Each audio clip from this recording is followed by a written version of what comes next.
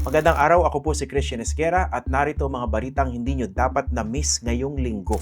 Lunes, biglang lumitaw si Senator Ronald Bato de la Rosa na halos 6 na buwan ding nagtago. Kailangan kasi ang boto niya para mapatalsik si Senate President Tito Soto at maluklok ang pro-Duterte na si Alan Peter Cayetano. Tagumpay ang kudita ng mga DDS senators na kunin ang liderato ng Senado bago magsimula ang impeachment trial ni Vice President Sara Duterte. With 13 votes for Senator Alan Peter Cayetano and 9 votes for Senator Tito Soto and 2 abstention, Senator Cayetano is hereby elected as the new Senate President. Nangyari ito sa mismong araw na muling in-impeach ng Kamara si Sara Duterte. Bumaliktad ang magkapatid na sina Camille at Mark Villar at ang ate ni Alan na si Pia Cayetano at si Loren Legarda na tinalagang Senate President pro tempore. Ang common denominator ng mga miyembro ng bagong mayorya, yung iba malamang makasuhan dahil sa flood control scandal. Si Legarda naman, yung DDS na anak niya na si Leandro Leviste, ay pinagmumulta ng Department of Energy ng 24 billion pesos dahil sa hindi pagtupad sa mga kontrata nito para sa mga solar power projects. Yung mga Villar naman nahaharap sa investigasyon kaugnay sa market manipulation, insider trading at misleading disclosures. Sa totoo lang manipis ang 13 mayorya ni Cayetano at hindi malayang mapalitan din siya agad, lalo't nagtatago na naman si Bato. Speaking of Bato, tumakas ang senador na ipinaaresto ng International Criminal Court kaugnay sa libo-libong pinagpapatay sa ilalim ni Pangulong Rodrigo Duterte. Si Bato ang kauna-unahang PNP chief ni Duterte at nagpatupad ng bloody war on drugs ng nooy Pangulo. Biglang naglaho si Bato mula sa Senate building matapos ang isang shooting incident. Kaduda-duda ang insidenteng ito at matindi ang suspetsa na palabas lang ito para bigyan ng pagkakataon si Bato na makapuslit. Wala kasing pinalabas sa TRO ang Korte Suprema na hiling ni Bato na subject ng ICC warrant. Kinanlong siya ni Cayetano sa Senado sa pamamagitan ng protective custody. Hanggat hindi umaaksyon ng Supreme Court sa petisyon ni Bato, mistulang cornered siya sa Senate building at pwedeng arestuhin ng NBI na una nang pinigilan ni Cayetano nitong Lunes. Huwebes, bandang 2:30 ng madaling araw, nagkatotoo ang suspetsya ng marami at nakatakas nga si Bato matapos ang shooting incident. Lumalabas na pumusit sa Bato kasama si Senator Robin Hood Padilla na itinuturing na person of interest ngayon ng NBI. Bago tumakas si Bato, napasugod si DILG Secretary John Vic Remulla sa Senado dahil sa naganap na putukan. Dito niya inassure ang kaligtasan ng mga senador. Kanya-kanya ring vlog ang ilang mga senador na parang London has fallen na ang dating. Ilang oras matapos ang insidente, naglabas ng pahayag si Pangulong Ferdinand Bongbong Marcos Jr. at dinenay niya na inutos niya ang pagdakip kay Bato. Kinabukasan, na mas marami ng mga detalye ang lumabas, mas tumindi ang duda ng marami na nag-create lang ng ingay o gulo ang mga tropa ni Acting Sergeant at Arms Pao Aplasca para makatakas si Bato. Ewan ko po, pero mahirap po mukhang hindi kikita sa takilya kahit sa Netflix, hindi bibilin Mariing pinabulaanan ni Cayetano na palabas lang ang shooting incident para patakasin si Bato. The Senate is under attack, was under attack.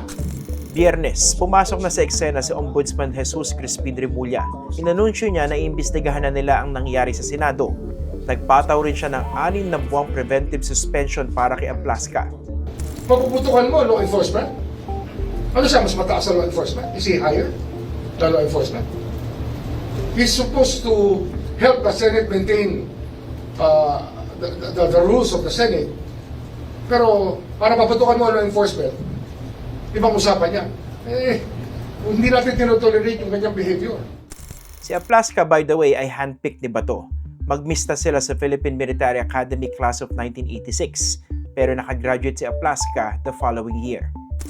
May Immigration Lookout Bulletin Order na laban kay Bato at ayon kay Justice Secretary Frederick Vida, aarestuhin ito kapag nagtangkang umalis ng bansa. Bago ang putukan, opisyal lang tinanggap ng Senado ang Articles of Impeachment laban kay Vice President Sara Duterte. Dumating ang mga dokumento 2 araw matapos formal na bumoto ang Kamara para i-impeach muli ang Vice Presidente. Personal na dinala ni House Secretary General Cheloy Garafil at House Sergeant at Arms Ferdinand Melchor de la Cruz ang 27 kopya ng mga papeles. Tinanggap ito ni Senate Secretary Mark Leandro Mendoza at exactly 7:22 in the evening noong Miyerkules. Parte sa botong 257 na pabor, 25 na tutol at 9 na abstain. Formal lang inaprobahan ng House of Representatives ang impeachment articles laban sa Vice Presidente. The resolution setting forth the articles of impeachment together with all annexes is hereby endorsed to the Senate. Kabilang sa mga pangunahing aligasyon, ang di umano'y misuse ng confidential funds, ang unexplained wealth di umano ng Vice Presidente base sa mga hindi tugmang salin, at ang kanyang pagbabanta na ipapapatay ang Pangulo, ang First Lady at ang nooy House Speaker Ferdinand Martin Romualdez. Nakatakdang ma-constitute ang Senado bilang impeachment court sa Lunes, May 18. Samantala, may bagong lead counsel si dating Pangulong Rodrigo Duterte para sa kanyang kasong Crimes Against Humanity sa International Criminal Court o ICC. Papalitan ng international criminal law expert na si Peter Haines ang dating abogado ni Duterte na si Nicholas Kaufman. Si Peter Haines ay isa sa iilang lawyers na humawak ng mga high-profile international war crimes at crimes against humanity cases sa iba't ibang international tribunals. Kung may leksyon ng linggong ito yun. Mahirap ang pagtugis at pagpapanagot kung malaki at makapangyarihan ang tao na involved. Subject si Bato ng lehitimong arrest warrant pero dahil si Bato siya at isa siyang senador, kinupkup siya ni Cayetano at iba pang mga DDS senators sa mismong Senate building. Kanya-kanya rin ang pagle-lecture ni Cayetano sa importansya ng due process at iba pang karapatan ni Bato. Wala namang problema dito. Yun nga lang, walang ganitong pag-iingay ang mga katulad ni Cayetano noong libo-libo ang mga pinagpapapatay sa ilalim ng drug war ni Duterte. Karamihan sa mga biktima noon, mga pobre at walang kakayahang magdemanda o humingi ng hustisya.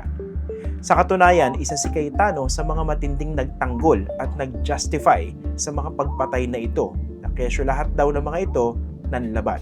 Pero ngayon si Bato ang tinutugis ng batas, biglang naging mga defender ng human rights at due process ang mga tulad ni Cayetano.